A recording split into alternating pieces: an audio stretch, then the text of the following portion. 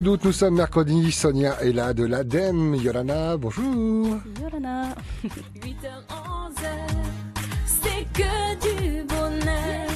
Viens chercher bonheur. Sonia Bonguin, chargée de communication et de sensibilisation à l'ADEME Polynésie française avec une permanence qui est à votre écoute au 40 46 84 72 de 8h à 17h. J'ai bien appris ma leçon, hein. En tout cas, je sais bien lire. Merci Sonia d'être là et puis merci de nous avoir amené les personnes dont on parle pratiquement chaque mercredi. Ce sont les personnes que vous rencontrez quand vous allez ou quand vous prenez contact avec l'espace Info Énergie. Maya, bonjour. Oui, bonjour. Ça va bien Maya? Ça va bien, je te remercie. Merci d'être là. Benjamin, bonjour. Bonjour Pascal. Merci également d'être là tous les deux. Vos oreilles sifflent le mercredi au moment du rendez-vous de l'ADEME ou pas du tout? Non. Absolument pas. C'est parce que vous êtes loin. D'ailleurs, à ce propos, vous êtes où? Parce qu'on a toujours du mal à vous situer avec Sonia. Où est situé l'espace Info Énergie? Alors on est situé rue du Pasteur Moreau. On est entre l'avenue du Prince-Inoï et la rue du Chef Vaillaratoire. D'accord. C'est une permanence, comme son nom l'indique, que vous accueillez des gens. Il n'y a pas plus ouvert comme question. Qu'est-ce que l'espace Info Énergie? Maya. Alors, nous, en fait, on est un service public. Ouais. On est cofinancé par l'ADEME, donc l'Agence de l'environnement et la maîtrise de l'énergie, au cas où on n'aurait pas retenu ce que ça voulait dire. Et on est également financé par le pays, en fait, par le service des énergies. Donc, on fournit des conseils, en fait, gratuits et indépendants aux particuliers qui sont désireux, en fait, d'être sensibilisés à la maîtrise de l'énergie. Et donc de faire des économies, du coup. Et exactement. Ouais. Donc l'idée c'est de faire des économies d'énergie. Quand on parle d'économie d'énergie, il s'agit ici d'électricité, de gaz et également de carburant. Mhm. Et il suffit de nous appeler, de prendre rendez-vous et de passer dans nos locaux. On est également présent en fait sur certains événements, certains salons, notamment le salon de l'habitat. Donc, Ça vous rapprocher un peu des particuliers. voilà, exactement. On tient un stand si les gens sont désireux d'avoir des renseignements. Est-ce que ces gens ont le réflexe de venir vous voir? Alors, vous vous déplacez vers eux, vous êtes présent dans les salons, mais est-ce que les particuliers ont ce réflexe de venir vous voir pour faire des économies? Est-ce qu'ils viennent avec leur bilan électrique ou ils viennent sans vraiment savoir pourquoi ils viennent, mais ils se disent, voilà, on a entendu parler, il paraît que je peux gagner de l'argent, en tout cas, pas en perdre. C'est ça, Benjamin?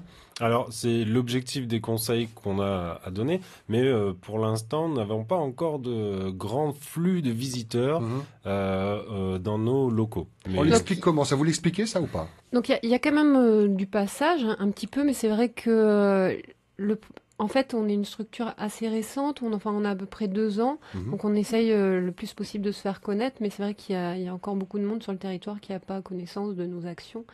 Et du fait surtout qu'en fait on est un service gratuit, hein, donc c'est important de Il aurait le fallu faire préciser. payant, il y aurait plus de monde peut-être.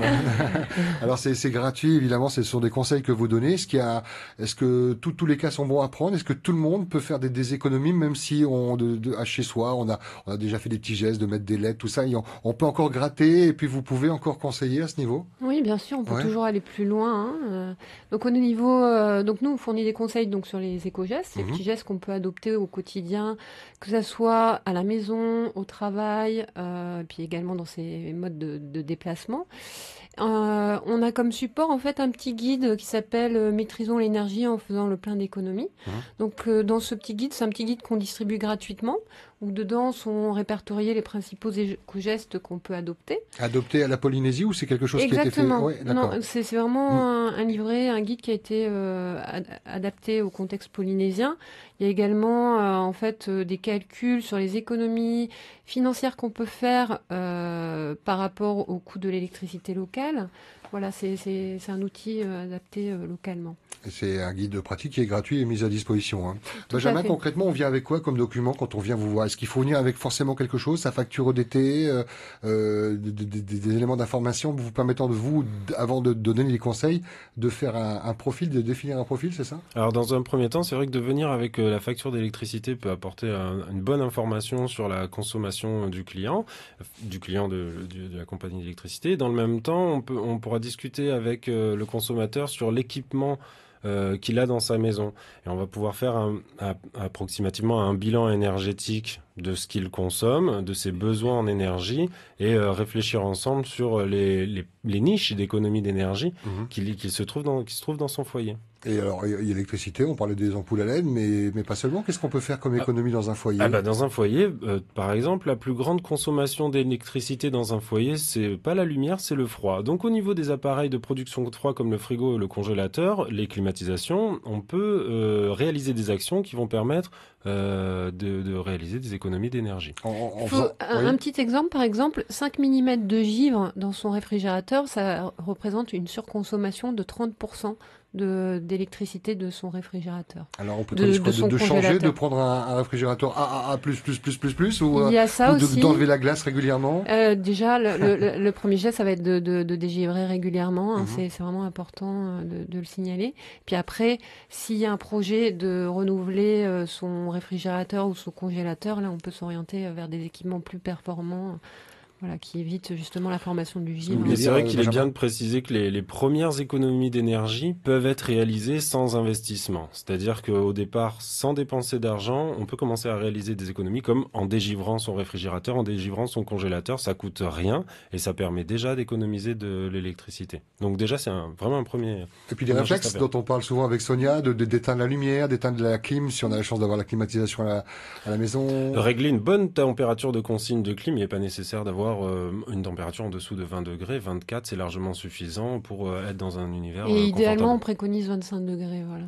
25 degrés. 5 Quelle que soit la température extérieure? Non, c'est plutôt 5 degrés en dessous de la température extérieure. Ouais, tout à fait. Évidemment, que ce soit une pièce hermétique, en tout cas qu'elle soit aérée pour le renouvellement d'air, mais qu'il n'y ait pas de porte ouverte, évidemment, sur l'extérieur. Voilà, tout à fait. Notamment. Et puis ça peut s'adapter également dans le contexte professionnel, où il y a des fois où on a plusieurs bureaux qui ont la porte ouverte et où certains ont la climatisation et la porte est ouverte alors que le couloir n'est pas climatisé. Là, c'est vraiment c'est un peu dommage. Mais ça, il y a les patrons qui pensent à ça, les employés.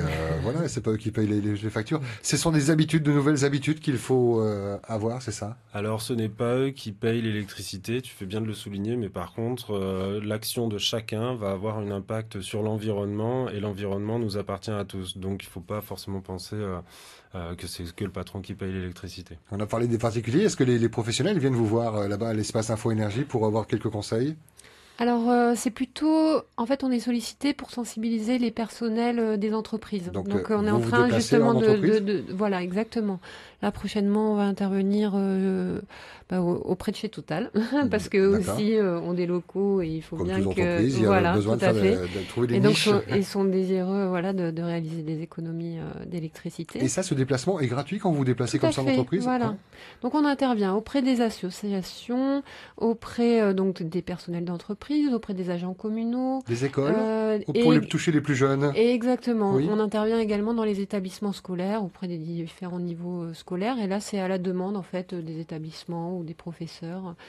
Et donc c'est important de souligner, donc si vous êtes une association, si vous avez une entreprise et que vous souhaitez sensibiliser votre personnel, n'hésitez pas à nous contacter, voilà, pour qu'on puisse intervenir et ça dans votre établissement. De temps. Dans un emploi du temps, c'est que c'est pas facile de trouver, de débloquer une heure. C'est quoi, mais en même temps, c'est un bon investissement, on va dire, ça, et environnemental et également financier. Il ne faut pas se leurrer. C'est ça, le nerf de la guerre. Si c'est peut-être l'élément déclencheur pour faire plaisir aussi à la planète, parce qu'on n'en parle pas souvent, on parle souvent d'économie, mais à la base, il y a cette planète qui souffre de notre activité, nous, les êtres humains. Je souhaiterais qu'on revienne sur les particuliers quand ils viennent vous voir, qu'ils vous apportent les pièces, que vous leur donnez des conseils. Est-ce que vous avez un retour de leur part? Est-ce qu'il y a un suivi? Est-ce que vous reprenez contact avec eux pour voir si la facture a évolué? Est-ce qu'ils vous en font part? On a, en fait, quand on fait des actions de sensibilisation, on a un retour de certains particuliers qui sont vraiment ravis, qui ont pu constater ça fait plaisir pour vous aussi d'avoir un retour qui ont pu constater, surtout une baisse de leur facture d'électricité et qui sont vraiment ravis. Après, ça peut passer aussi par des petits gestes simples, enfin des petits On peut acheter des multiprises à interrupteurs pour éteindre tous ces appareils Souvent évoqué électriques. par Sonia avec, ne serait-ce que pour le sapin, on a évoqué le sapin, mais les appareils hi-fi, tout ça, c'est ça, hein, Il y a un autre chiffre clé que j'aime bien partager, c'est que par exemple, une télévision, quand on l'éteint juste avec la télécommande, il y a donc toujours un voyant rouge qui est allumé, donc ça s'appelle une veille. Et en fait, une télévision qui est en veille pendant 20 heures, elle consomme autant que lorsqu'elle est regardée pendant 4 heures. Pendant qu'elle fonctionne 4 heures. Donc on va dire que sur une journée de 24 heures, si on regarde 4 heures la télévision et on éteint la télévision pendant 20 heures juste avec la télécommande, bah, du coup elle va consommer autant que si on avait regardé pendant 4 heures. Donc pour cela, bah, du coup pour éviter ce gaspillage d'énergie, soit voilà, une multiprise, exactement, c'est un très bon système pour être sûr qu'il n'y a pas de consommation cachée ensuite. Quand je vous entends donner par exemple ce conseil, moi je me dis c'est tout bête quoi, une multiprise, un interrupteur, ça coûte pas très cher, hein. Elles sont bien souvent toutes aux normes françaises, donc sécurisées. C'est les réactions, c'est quoi? C'est bah oui tiens j'y ai pas pensé. Ou alors vous pensez vraiment que ça use du courant, la petite LED là? Une méconnaissance, hein, c'est vraiment ça. Et souvent la multiprise à interrupteur, on l'a déjà chez soi. Encore une fois, ce qui manque, c'est juste le geste gratuit d'appuyer sur le bouton. On disait que en moyenne, on regarde la télévision pendant 4 heures et les 20 heures où elle reste en veille va consommer autant que les 4 heures qu'on a regardé, ce qui fait que appuyer sur l'interrupteur revient à diviser par 2 la consommation de la télévision. Ce n'est pas négligeable et l'investissement est égal à 0. Avoir d'autres réflexes, à bouger un petit peu ses habitudes, vous l'évoquiez même hors antenne par le jeu, c'est ça? Vous parliez d'une page Facebook, votre page Facebook Espace Info Énergie, il y a des jeux qui permettent justement d'acquérir ces nouveaux réflexes? Alors effectivement, on cherche sur Internet des jeux qui permettent d'être sensibilisés au mix énergétique, aux sources d'énergie, parce que j'ai la conviction que c'est par le jeu que l'on apprend le mieux. Et d'autre part, lorsque l'on intervient dans les écoles et les établissements scolaires, on présente des jeux, on présente nos actions sous forme ludique de façon à rendre l'événement attrayant, à capter l'assistance. Et c'est par ce moyen qu'on arrive à avoir des résultats vraiment en matière d'information retenue par les enfants. Donc le jeu est vraiment un outil qu'on essaye de mettre en avant, et on essaye de chercher des jeux qui existent sur Internet, parce que même si on essaye de développer des jeux sympas comme le jeu de loi, c'est l'ère de l'électronique, on peut pas s'en échapper. Il faut s'armer de ces nouveaux outils-là. C'est clair, être à la page, comme on dit. Le temps passe très vite, j'ai envie de vous garder encore un petit peu, mais ce qui est important pour nos auditeurs, c'est qu'ils comprennent, on va pas leur lire toute la brochure, c'est que vous êtes à leur disposition, pas 24 sur 24, mais au moins tous les jours de la semaine, que c'est basé à Tahiti. Alors pour les gens qui sont dans les îles, c'est un peu plus compliqué. Ils peuvent nous contacter par téléphone aussi. Directement, un numéro de téléphone, c'est... Le 40 50 04 29. Ok, on vous mettra tout ça avec le podcast de cette émission, le contact également, la page Facebook. Beaucoup sont sur Facebook ici sur le Fénois. Merci Sonia de nous avoir amené ces deux consultants, Maya et Benjamin de l'Espace Info Énergie. Qu'est-ce qu'on peut vous souhaiter? D'avoir plein de rencontres, des gens qui s'intéressent à économiser, à faire du bien à la planète, c'est ça? Tout à fait.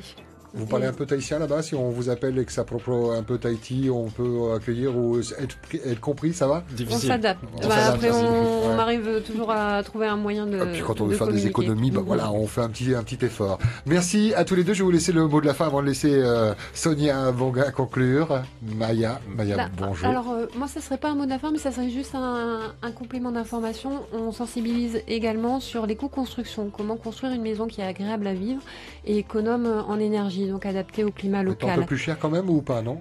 En mettant un peu plus cher ou pas forcément. C'est bon de connaître les bons matériaux à privilégier. Et après, des pièces, et après, exactement, ça peut être c'est au niveau de la structure architecturale en fait, comment on va organiser les pièces. Ou l'entourage, si c'est du béton ou de l'herbe. Tout à fait, voilà. Donc là également, on distribue gratuitement un petit guide en fait sur l'éco-construction et on est à votre disposition. Je l'ai vu ce guide, je l'ai trouvé effectivement pratique. Ça parle même des couleurs, hein, des couleurs de la couverture qui captent plus ou moins la chaleur. C'est vraiment intéressant quand effectivement on fait de gros travaux. Et j'ai encore un truc que j'aimerais vraiment dire, c'est que on prend pas forcément conscience, mais en fait il y a 70% de l'électricité qui est produite en Polynésie. Elle est produite dans des centrales thermiques qui brûlent du pétrole en fait et qui émettent des gaz à effet de serre qui contribuent au réchauffement climatique.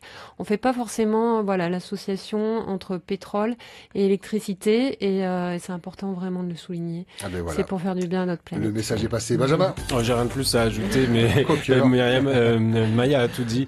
Mais venez à l'espace Info Énergie. Nous avons des conseils à vous donner de façon à ce que conseils vous gratuits, puissiez vous pouvez le répéter ça, c'est gratuit. de façon à ce que vous puissiez baisser votre facture d'électricité. Venez nombreux. Magnifique. Merci beaucoup à tous les deux, Maya et Benjamin.